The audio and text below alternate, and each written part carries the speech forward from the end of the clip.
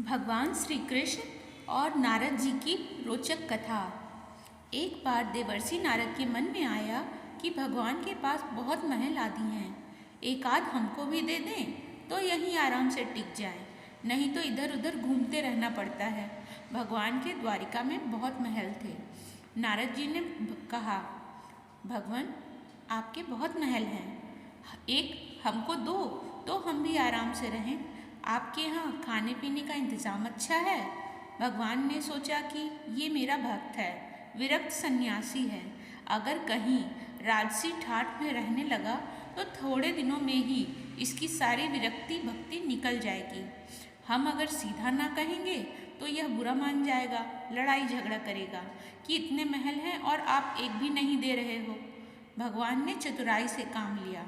नारद से कहा, जाकर देख लो, जिस मकान में जगह खाली मिले वही तेरे नाम कर देंगे। नारद जी वहाँ से चले। भगवान की तो 16,108 रानियाँ थीं और प्रत्येक के 11-11 बच्चे भी थे। यह द्वापर युग की बात है। सब जगह नारद जी घूम आए, लेकिन कहीं एक कमरा भी खाली नहीं मिला, सब भरे हुए थे। आकर भगवान से कहा, वहाँ कोई जगह खाली नहीं मिली।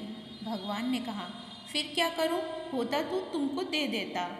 नारद जी के मन में आया कि ये तो भगवान ने मेरे साथ धोखाधड़ी की है, नहीं तो कुछ ना कुछ करके किसी को इधर उधर शिफ्ट कराकर खिसकाकर एक कमरा तो दे ही सकते थे। इन्होंने मेरे साथ धोखा किया है तो अब मैं भी इन्हें मज़ा चखाकर छोड़ूंगा। नारद जी रुक्मिणी जी के पास पहुँचे। रुक्मिणी जी ने नारद की आवभगत बड़े प्रेम से की। उन दिनों भगवान सत्यभामा जी के यहाँ रहते थे। एक आध दिन बीता तो नारद जी ने उनको दान की कथा सुनाई। सुनाने वाले स्वयं नारद जी दान का महत्व सुनाने लगे कि जिस चीज़ का दान करोगे वही चीज़ आगे तुम्हारे को मिलती है। जब नारद जी ने देखा कि ये बात रुक्मिणी जी को जम गई है तो उनसे पूछा, आप सबसे ज़्यादा प्यार किससे करती हैं? रुक्मिणी जी ने कहा, यह भी कोई पूछने की बात है, भगवान हरि से ही मेरा प्रेम है। नारद जी कहने लगे, फिर आपकी यही इच्छा होगी कि अगले जन्म में तुम्हें वे ही मिले? रुक्मिणी जी बोली, इच्छा तो यही है। नारद जी ने कहा, इच्छा है तो फिर दान कर दो, नहीं तो नहीं मिलेंगे। आपकी सौतें भी बहुत है और उनमें से किसी ने पहले दान कर दिया तो उन्हें मिल जाएंगे, इसलिए दूसरे करें, इसके पहले आप ही कर दें। रुक्मिणी जी को बात जम गई कि जन्म जन्म में भगवान मिले तो दान कर देना चाहिए। रुक्मिणी से नारद जी ने संकल्प करा लिया। अब क्या था, नारद जी का काम बन गया। नारद जी सीधे सत्यभामा जी के महल में पहुंच गए और भगवान से कहा कि उठाओ कमंडल और चलो मेरे साथ। भगवान ने कहा, कहाँ चलना है, बात क्या हुई? नारद जी ने कहा, बात कुछ नहीं, आपको मैंने दान में ले लिया है, आपने एक कोठरी भी नहीं दी, तो मैं अब आपको भी बाबा बनाकर पेड़ के नीचे सुलाऊंगा। सारी बात कह सुनाई। भगवान ने कहा, रुक्मिणी ने दान कर दिया है तो ठीक है, वह पटरानी है, उससे मिल तो आए। भगवान ने अपनी सारी गहने गांठें रेशम के कपड़े सब खोलकर सत्यभामा जी को दे दिए और वलकल वस्त्र पहनकर भस्मी लगाकर और कमंडल लेकर वहाँ से चल दिए। उन्हें देखते ही रुक्मिणी के होश उड़ गए। पूछा, हुआ क्या? भगवान ने कहा, पता नहीं, नारद कहता है कि तुमने मेरे को दान में दे दिया है। रुक्मिणी ने कहा, लेकिन वे कपड़े गहने कहाँ गए? उत्तम केसर को छोड़कर यह भस्मी क्यों लगा ली? भगवान ने कहा, जब दान दे दिया है तो अब मैं उसका हो गया, इसलिए अब वे ठाट बाट नहीं चलेंगे। रुक्मिणी ने कहा, मैंने इसलिए थोड़े ही दिया था कि ये ले जाएं। भगवान ने कहा, और काहे के लिए दिया जाता है दान? इसलिए ही न दिया जाता है कि जिसको दो वो ले जाए। अब रुक्मिणी को होश आया कि यह तो गड़बड़ मामला हो गया। रुक्मिणी ने कहा, नारद जी, यह आपने मेरे से पहले नहीं कहा, अगले जन्म में तो मिलेंगे सो मिलेंगे, अब तो हाथ से ही खो रहे हैं। नारद जी ने कहा, अब तो जो हो गया सो हो गया, अब मैं ले जाऊंगा। रुक्मिणी जी बहुत रोने लगी। तब तक हल्ला गुल्ला मचा तो और रानियां भी वहाँ इकट्ठी हो गई। सत्यभामा, जामवंती सब समझदार थीं। उन्होंने कहा, भगवान एक रुक्मिणी के पति थोड़े ही हैं, इसलिए रुक्मिणी को सर्वथा दान देने का अधिकार नहीं हो सकता। हम लोगों का भी अधिकार है। नारद जी ने सोचा यह तो घपला हो गया। कहने लगे, क्या भगवान के टुकड़े कराओगे? तब तो 16,108 हिस्से होंगे। रानियों ने कहा, नारद जी कुछ ढंग की बात करो। नारद जी ने विचार किया कि अपने को तो महल ही चाहिए था और यही ये नहीं दे रहे थे। अब मौका ठीक है, समझौते पर बात आ रही है। नारद जी ने कहा, भगवान का जितना वजन है उतने का तुला दान कर देने से भी दान मान लिया जाता है।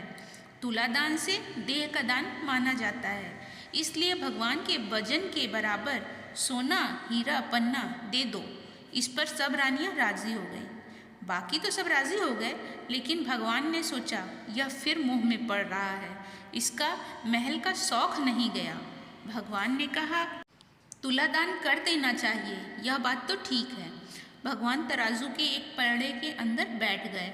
दूसरे पलड़े में सारे गहने, हीरे, पन्ने रखे जाने लगे। लेकिन जो ब्रह्मांड को पेट में लेकर बैठा हो, उसे द्वारिका के धन से कहाँ पूरा होना था। सारा का सारा धन दूसरे पलड़े पर रख दिया, लेकिन जिस पलड़े पर भगवान बैठे थे वह वैसे का वैसा नीचे ही लगा रहा, ऊपर नहीं हुआ। नारद जी ने कहा, देख लो, तुला तो बराबर हो ही नहीं रहा, अब मैं भगवान को ले जाऊंगा। सब कहने लगे, अरे कोई उपाय बताओ। नारद जी ने कहा, कोई उपाय नहीं है। अन्य सब लोगों ने भी अपने अपने हीरे पन्ने लाकर डाल दिए, लेकिन उससे क्या होना था, वे तो त्रिलोकी का भार लेकर बैठे थे। नारद जी ने सोचा, अपने को अच्छा चेला मिल गया, बढ़िया काम हो गया।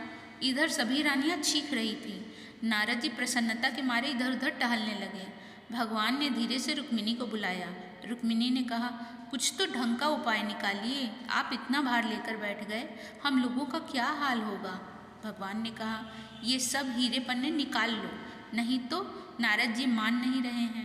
यह सब निकालकर तुलसी का एक पत्ता और सोने का एक छोटा सा टुकड़ा रख दो, तो तुम लोगों का काम हो जाएगा। रुक्मिणी ने सबसे कहा कि यह नहीं हो रहा है तो सब सामान हटाओ। सब सामान हटा लिया गया और एक छोटे से सोने के पात्र पर तुलसी का पत्ता रखा गया, तो भगवान के वजन के बराबर हो गया। सबने नारद जी से कहा, ले जाओ तुला दान। नारद जी ने खूब हिला डुला कर देखा, कहीं कोई डंडी तो नहीं मार रहा। नारद जी ने कहा, इन्होंने फिर धोखा दिया, फिर जहाँ के तहाँ यह लेकर क्या करूँगा।